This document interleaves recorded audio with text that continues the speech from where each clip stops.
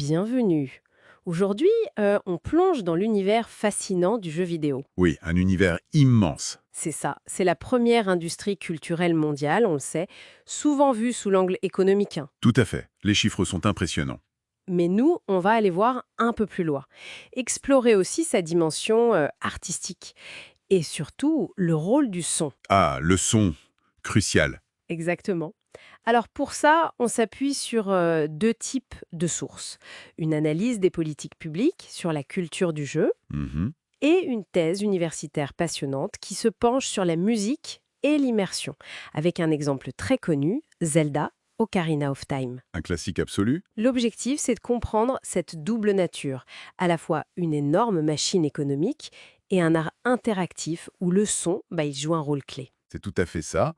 Et pour commencer par l'industrie, faut voir d'où on part. Des débuts très simples, Pong, Atari, Oui, et les pionniers. voilà. Et aujourd'hui, c'est une industrie mondialisée. Les gros acteurs, c'est les États-Unis, le Japon, l'Europe aussi. Et la structure même a changé, non, avec la chaîne de valeur? Oui, créateurs, producteurs, éditeurs, distributeurs, tout ça, ça se structure et même ça se concentre beaucoup. Ah oui, Ben oui, on pense aux fusions-acquisitions géantes. Le rachat d'Activision Blizzard par Microsoft, par exemple, ça a fait beaucoup de bruit. forcément. Et puis il y a le streaming, Twitch, les plateformes dématérialisées. Exactement. Steam, Epic Games, ça a complètement changé la donne pour la distribution. Et économiquement alors? Les sources parlent de cycles très rapides, de coûts qui explosent. C'est ça. C'est un secteur hyper dynamique, beaucoup d'argent investi, mais aussi des risques importants. D'accord. On a vu un petit ralentissement en 2022, mondial, et en France. Bon, c'était sans doute un ajustement après les années Covid. Ouais, logique. Mais ce qui est intéressant, c'est que ce tassement pourrait en fait masquer une différence qui grandit entre les énormes blockbusters, Et les plus petits jeux. voilà, les jeux indépendants. Et ça pose un vrai défi pour les politiques de soutien. Justement, parlons-en. Pour la France, pour l'Europe, comment on fait pour garder une diversité culturelle face aux géants américains ou asiatiques? C'est la grande question. Ils contrôlent souvent tout, non? Les logiciels, les plateformes? Oui, toute la chaîne. Alors les sources, elles insistent sur plusieurs choses. D'abord, les formations. Faut les adapter, les diversifier. Diversifiés, c'est-à-dire? Bah, il n'y a pas assez de diversité sociale, pas assez de femmes.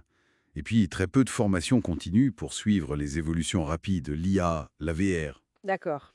Et à part la formation? Le cadre légal. La propriété intellectuelle, c'est compliqué. Comment on gère les droits quand on utilise des technologies souvent américaines? Bonne question. Et enfin, le soutien financier. Le crédit d'impôt, c'est bien, mais ça suffit pas toujours. Il faudrait peut-être des aides plus ciblées. Pour des secteurs précis. Oui, pour développer des technos européennes ou pour aider les studios indépendants à survivre face aux mastodontes. L'idée, c'est de faire émerger des champions européens. Surtout qu'on a pris du retard sur les plateformes de diffusion, apparemment. Exactement. Il faut soutenir la création, l'édition locale, pour pas dépendre à 100% des acteurs étrangers. Donc on a cette énorme machine économique, ces enjeux politiques. C'est complexe. Mais au fond, qu'est-ce qui nous captive autant dans ces jeux? Ah, là, on douche au cœur du sujet. Et les sons sont clairs. Le son, c'est pas juste un habillage. Ah non, loin de là. C'est un élément essentiel de l'expérience. Le son, il structure notre perception du jeu. Comment ça, il structure? Bah, d'abord, le temps. Pense aux musiques de combat très intenses, c'est le temps actif. Puis les ambiances plus calmes pour l'exploration, Temps semi-actif, disent les sources. c'est ça. Et même les sons des menus, ou le silence, le temps figé. Le son définit aussi l'espace. Un écho te dit que la salle est grande. Ou une musique qui caractérise un lieu. Tout à fait. Ou un bruit qui vient de côté pour nous alerter.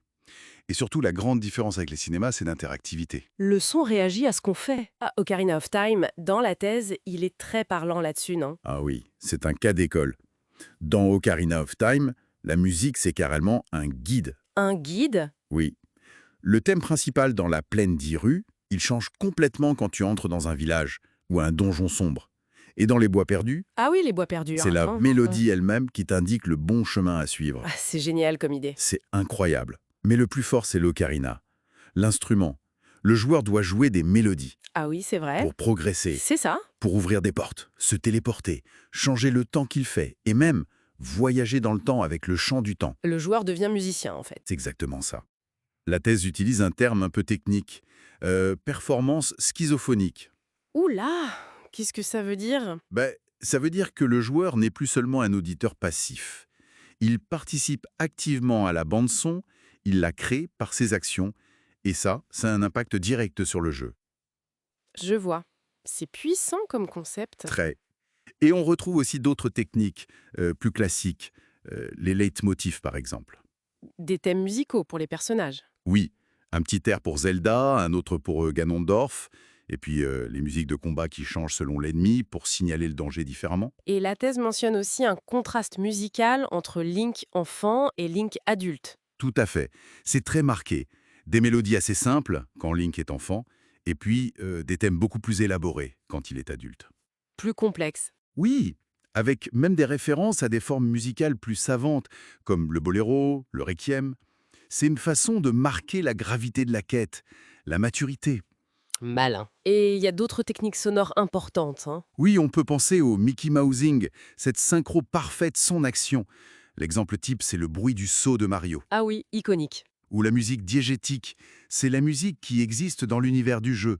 Une radio qui joue dans une voiture, par exemple. D'accord, je vois. Ça fait partie du décor sonore du monde. Donc, pour résumer un peu, on a d'un côté une industrie mondiale énorme, avec des enjeux économiques, politiques très lourds, qui essaye de garder une identité culturelle face à la globalisation. C'est ça, un vrai défi. Et de l'autre côté, au cœur de tout ça, une recherche artistique hyper pointue, où le son, la musique deviennent des outils fondamentaux pour créer l'immersion, l'interactivité. Voilà, c'est vraiment ça, la richesse et la complexité du jeu vidéo aujourd'hui. C'est à la fois une tech, une économie et un art. Et ça nous amène à une dernière question pour réfléchir. Avec toutes les nouvelles technos qui arrivent, l'IA, la VR, le métavers, Mhm. et ce marché qui continue de se concentrer, comment cette relation entre l'économie de l'industrie et la création immersive, notamment sonore, va évoluer? C'est la grande inconnue. Est-ce que les lois, les aides publiques vont réussir à suivre le rythme pour encourager à la fois l'innovation et la diversité culturelle dans ce paysage qui change tout le temps? Excellente question. L'avenir nous le dira, mais c'est sûr que les défis sont immenses.